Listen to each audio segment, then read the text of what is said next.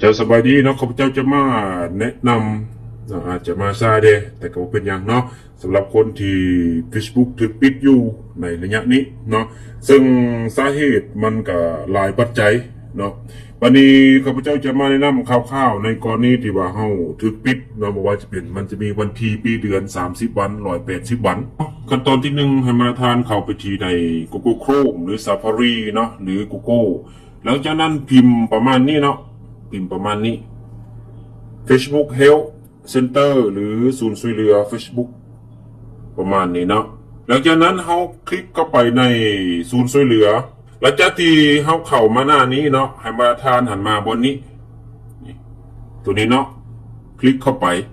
ให้มาเลือกบนตัวนี้เลื่อนลุ่มๆหลังจากนั้นคลิกบนนี้หลังจากนั้นให้มาทานเอาข้อความที่ข้าพเจ้าแปะไว้หรือว่าคอมเมนต์ไว้อยู่ใต้คอมเมนต์มาวางใส่บนนี้วางใส่ปุ๊บหลังจากนั้นให้มาทานหันเขียนเนาะซื้อ Facebook ใส่หลังจากนั้นเขาก็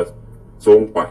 รอท่าเนาะในขณะนี้ถ้าว่า Facebook ของเขาตัวนี้มันจำเป็นหรือมันสำคัญแท้ๆบอฟ้าวสร้าง Facebook ใหม่ขึ้นมาเนาะรอท่าเบิ่งซะก่อนอีกมือหนึ่ง2 มือนะก็คิดว่าน่าจะกลับมา